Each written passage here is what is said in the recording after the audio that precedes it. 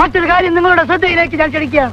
ഒരു പ്രത്യേകതരം ആക്ഷൻ, ലൈംഗിക ചുവയുള്ള ആക്ഷൻ ഡ്രൈവർ യദു പാതിരാത്രി തങ്ങൾക്ക് നേരെ, അതായത് പുറകിലെ സീറ്റിൽ ഇരുന്നിരുന്ന ആര്യ രാജ്യത്തിനും സഹോദര ഭാര്യയ്ക്ക് നേരെ കാണിച്ചു എന്നതാണ് പ്രധാന പ്രശ്നം. നീ സൂക്ഷിക്കണം, ഇവൾ ഒരുമ്പെട്ടിറങ്ങിയിരിക്കുക.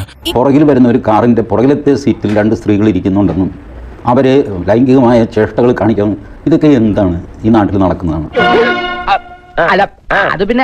ഈ പുറകെ വരുന്ന ഒരു കാറിൽ ആര്യ രാജേന്ദ്രൻ ഉണ്ടെന്ന് ഇതൊന്നും അയാളുടെ പ്രിയോറിറ്റിയിലില്ല ഡ്രൈവറുടെ. ഇവരിങ്ങനെ ഓവർടേക്ക് ചെയ്യാൻ സമ്മതിച്ചില്ല, സൈഡ് കൊടുത്തില്ല, ലൈംഗിക ആംഗ്യം കാണിച്ചു, ഇങ്ങനെയൊക്കെ പരാതി പറയുന്നത് ഇവരുടെ അന്തസ്സിനെ ചേർന്നതാണ്. ഒരു വണ്ടി പരസ്യമായിട്ട് തടഞ്ഞു നിർത്തുക, അതിലുള്ള ആൾക്കാരെ ഇറക്കി വിടുക, അതിന്റെ വീഡിയോ എടുത്ത് ആളിന്റെ അടുത്ത് നിന്ന് മൊബൈൽ വാങ്ങിച്ച് അത് ഡിലീറ്റ് ചെയ്യുക. നല്ല ബെസ്റ്റ് മോളാ, ഇതിന്റെ ഒരു വിത്ത് കിട്ടോ? ഞങ്ങളുടെ ഈ സൈസ് ഇല്ല. അല്ല, ആര്യ രാജേന്ദ്രൻ ഒരു കളവും കൂടി പറയുന്നുണ്ട്. ഇവര് വണ്ടി കുറുകെ കൊണ്ടുവന്നിടുവായത്, അത് വീഡിയോയിൽ കൃത്യമായിട്ട് ദൃശ്യം കാണുന്നുണ്ട്. എന്നാൽ ഇവർ പറയുന്നത് അങ്ങനെയല്ല, ഞാൻ അങ്ങനെ ചെയ്തിട്ടില്ല. എനിക്കറിയാം, ജോസിനോട് പറഞ്ഞുതരാം. ആര്യ രാജേന്ദ്രന്റെ ഒരു ധാരണ അവരെന്തോ വലിയൊരു പോസ്റ്റിലാണെന്നാണ്. ഞാൻ ആരാണെന്ന് എനിക്കറിയില്ല. നീ ആരാണെങ്കിലും എനിക്ക് ദർശി.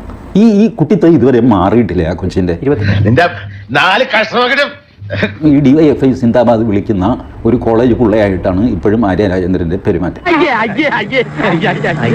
ഭർത്താവ് എന്ന് പറയുന്ന ഈ കൊന്തൻ സച്ചിൻ ദേവ്, അവനെ MLA ആണല്ലോ, അവനെങ്കിലും തലയ്ക്ക് വിളും, അവൻ അതിലും വലിയ ഗുണ്ട.